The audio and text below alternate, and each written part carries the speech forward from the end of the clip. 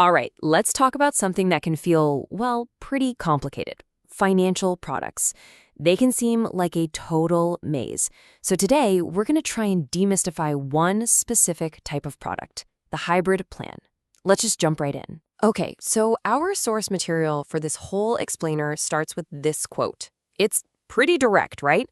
Investment is useful for good time for future work's use.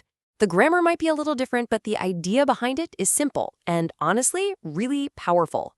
We're putting money away now for a better later. That's the core idea we're going to be digging into. And that leads us straight to a huge question. One I think we all wrestle with. It's that classic dilemma. Do you play it safe? Get life insurance to make sure your family is protected? Or do you go for growth and try to build your wealth through investments? It always feels like you have to pick a lane. But what if you didn't have to choose? And that's exactly where things get interesting. This is where a whole category of financial products comes into play. We're talking about insurance, sure, but with a major twist. So what even is a hybrid plan? Well, think of it like a financial two-for-one deal. It's one single product that tries to do two jobs at once. First, it gives you life insurance, that's your safety net. But second, it takes a part of your money and invests it in the market.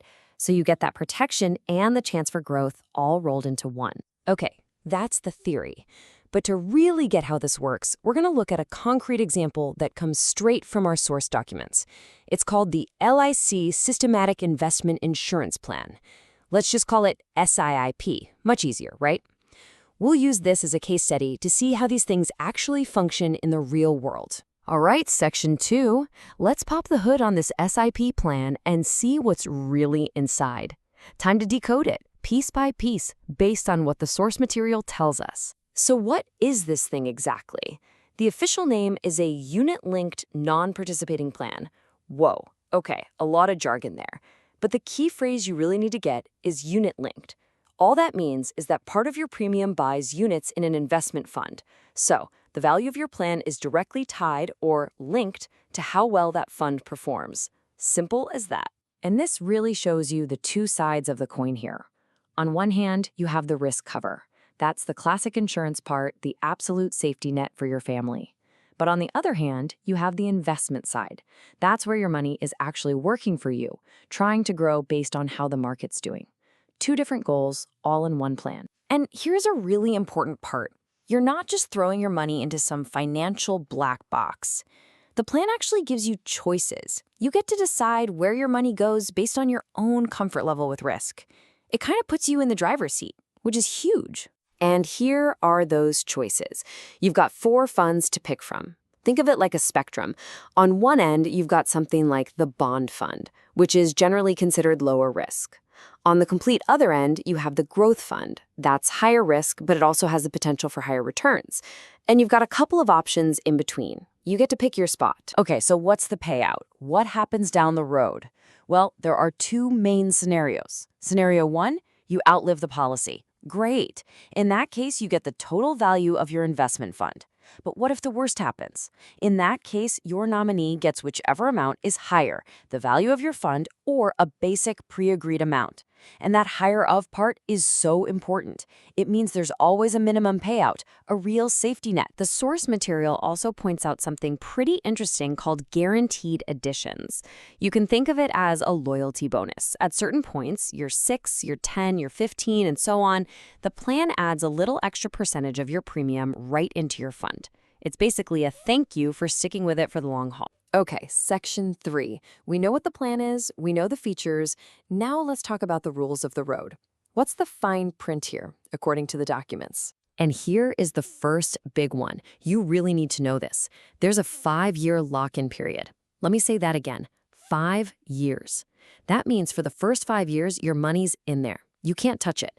No partial withdrawals, no cashing out early. It's a real commitment. But once you're past that 5-year mark, you do get some flexibility back. First, you can switch between those 4 funds we talked about up to 4 times a year for free. So if your life changes, your investment strategy can change with it. And second, you can choose how you pay, monthly, quarterly, whatever works best for your own budget. So who can get this plan? The age range is actually pretty wide. It can cover someone as young as 90 days old, all the way up to someone who is 65. And you can set the plan to last anywhere from 10 to 30 years. So there's a lot of flexibility in the timing, too. And one last thing the sources mention, and this is a big one for a lot of people, is the potential for tax benefits. The documents point to sections 80C and 1010D of the Income Tax Act. Of course, tax laws can and do change, so that's always something to keep in mind. All right, so that's the plan in a nutshell. But for any explainer like this, it's really important to be transparent about where the information is coming from.